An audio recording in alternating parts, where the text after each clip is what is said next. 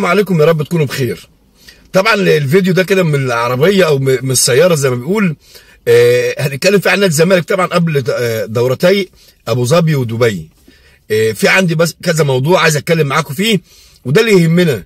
يعني اتمنى ان اللي يمسك نادي الزمالك يحاسب على الصفقات اللي هو بيعملها، او يحاسب على اهدار المال العام اللي بيتحمله النادي. ما بقاش رئيس نادي، اي نعم الجمعيه العموميه تختاره، لكن يبدا يعني يصرف يمين وشمال ويغرق نادي الزمالك ويدخل نادي الزمالك في ديون ما نعلم بها الا ربنا. يعني الكابتن حسين لبيب واخد النادي الزمالك اكيد عليه ديون ومبالغ وقضايا غير طبيعيه. ايه اللي هو اللي انضر فيه المستشار مرتضى منصور؟ وليه ما بيكونش فيه حساب للمستشار مرتضى منصور؟ ليه ما يجيش نقول له فلوس امام عاشور راحت فين؟ دفعت ايه؟ ليه دخلت هنا؟ ليه وديت الفلوس؟ ليه عملت في ايه؟ ليه ما يكونش دايما في حساب لرئيس نادي الزمالك او لرئيس اي نادي قبل ما يسلم النادي بتاعه؟ مع احترامي الشديد، احنا شفنا نادي الزمالك عليه قضايا كبيره جدا وايقاف القيد، وده حاجه مش سهله، ودي مشكله كبيره جدا بتواجه مجلس الاداره الحالي. لكن عايزين نشوف فلوس امام عاشور راحت فين مثلا. ليه اللي حصل ده؟ لان اتمنى لما رئيس نادي يعمل كده المفروض يتحاسب، يعني على الاقل يبقى فيه عقوبه عليه. اذا ما كنتش يتحمل جزء من الفلوس اللي عليه اللي على نادي الزمالك، على الاقل يبقى فيه عقوبه. لكن انا اجي اصرف، ادخل نادي الزمالك في صفقات، اشتري لعيبه كسر، اغرق نادي الزمالك، اجيب ديون علينا من لا شيء. انا مش خسران حاجه، انا باجي بعملكم صفقات وفي الاخر اللعيب بيطفش ما بندفعلوش. مين اللي بيتحمل ده كله؟ نادي الزمالك. ودي مشكله كبيره جدا يا جماعه، نتمنى يبقى لها حل، نتمنى يبقى فعلا فيها لها حل، لان ما ينفعش اي رئيس يمسك اي نادي يجي يغرقه، يبقى سفيه يجي يطلع يرمي الفلوس يمين وفلوس شمال، والقناه بتاعته تطلع تطبل زي ما كان بيحصل مع المستشار مرتضى منصور، وتغرق القناه وتغرق النادي وبالسلامه ويمشي، ولا في اي حساب. لا، لازم في حساب، لازم نعرف الصفقات دي جت ازاي، كان في سمسره ولا لا، الشركه اللي جابت اللعيبه دي جابتها ازاي، العمولات، نعرف فلوس اللعيبه اللي اتصرفت، فلوس مصطفى فتحي لما كان في السعوديه راحت فين، فلوس امام عاشور انت بتتكلم في 3.5 مليون راحوا فين، او وديتهم فين، خدت الفلوس من اللي سددت بيهم ايه. فالحاجات دي لازم يكون فيها حساب، ولازم حتى يبقى لو هيشارك بنسبه بسيطه حتى في الديون دي يبقى في عقوبه يا جماعه. فده موضوع. وموضوع التاني، احنا لحد دلوقتي انا مش زي الاعلاميين او زي الزمايل بتوع اليوتيوبر اللي يطلعوا يقول لك واو نادي الزمالك اقترب والصفقه خلصت، والكلام اللي بيلعب على مشاعر نادي الزمالك عشان اجيب لكم اي خبر واطلع اتكلم وخلاص. انا ما فيهاش الطبع ده. انا عايز اطلع اتكلم كوره واتكلم خبر انا مقتنع بيه وبطلع بقوله، زي موضوع المستشار مرتضى منصور، على راسنا من فوق. انت ليك مالك وعليك ما عليك، لكن لازم برضه يكون في حساب. حتى المجلس الحالي يوم ما يجي يسلم نادي الزمالك يبقى في حساب. انت استلمت نادي الزمالك بمديونات كام وسبته بكام؟ زي المستشار مرتضى منصور، انت كنت ماسك نادي الزمالك عليك مديونيات كام وسبته بكام؟ يعني عايزين نعرف الكلام ده. ودلوقتي نادي الزمالك يا جماعه الحمد لله، انا بقول النادي رجع لاصحابه.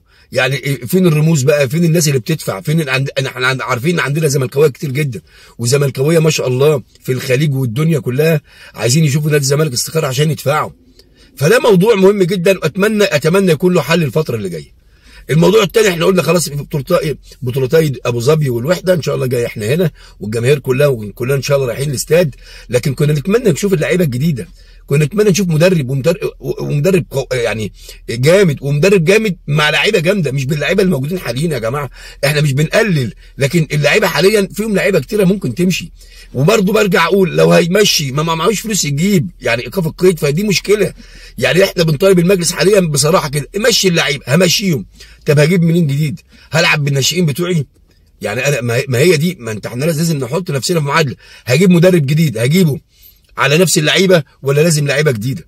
كل يوم بنسمع اسم مدرب واقترب واخبار انا ما بحبهاش، وما عنديش من الشخصيه دي زي بعض القنوات والاسامي اللي انا مش عايز اذكر اساميها عشان ما يتقالش انت بتقلل من كذا. لا، عناوين الفيديوهات كلها الزمالك اقترب، الزمالك خلص، الاهلي خلص، الاهلي جاب. انا مش حب ده.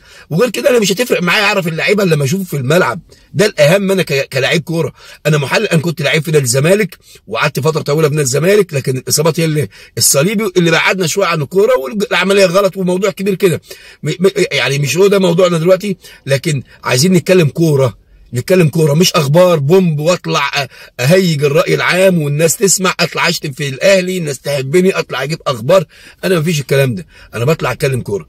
فاللي انا بقوله ان نادي الزمالك محتاج حاليا استقرار، محتاج لعيبه، محتاج جهاز فني، ده اهم حاجه، ومحتاج لعيبه بشكل كبير جدا مع مدرب كبير جدا. والاسامي اللي ذكرت الفتره اللي فاتت كلها انا عن نفسي مش شايف فيه مدرب يليق باسم نادي الزمالك، وده كله كلام. معتمد جمال يكمل لو باللعيبه دي، يكمل لو باللعيبه دي.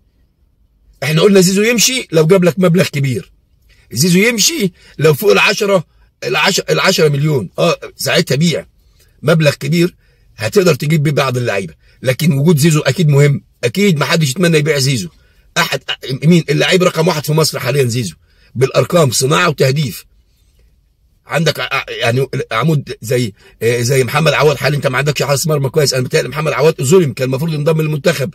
فانت الفتره دي محتاج لعيبه كده. فتوح هنبيعه بعدها ولا لا؟ لو جالك مبلغ كبير فيه، فانت في مرحله مهمه جدا.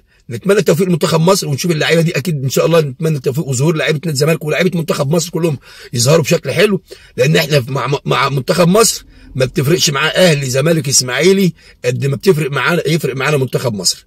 فنتمنى التوفيق للاعيبه مصر كلها، ونتمنى التألق للاعيبه نادي الزمالك كده، ونشوف في عروض قويه، عشان اذا جالك لعيبه ومبالغ كويسه بيعها وهات لعيبه تانية. انت محتاج فلوس، محتاج سيوله عشان ايقاف القيد، وعشان ممكن بالمبالغ دي تقدر تجيب اكتر من 5-6 لعيبه، لان المبالغ اللي بتيجي وخصوصا بعد الفلوس شفنا في الدوري السعودي ما شاء الله المبالغ كبيره جدا كتعاقدات. فنتمنى انك انت تطلع من البطولتين دول، حتى كمان وانت بتلعب في الوحده ممكن لعيبه تتسوق في دوره الوحده ودبي، فانت ممكن لعيبه تتسوق وتجيب لك مبالغ كبيره جدا.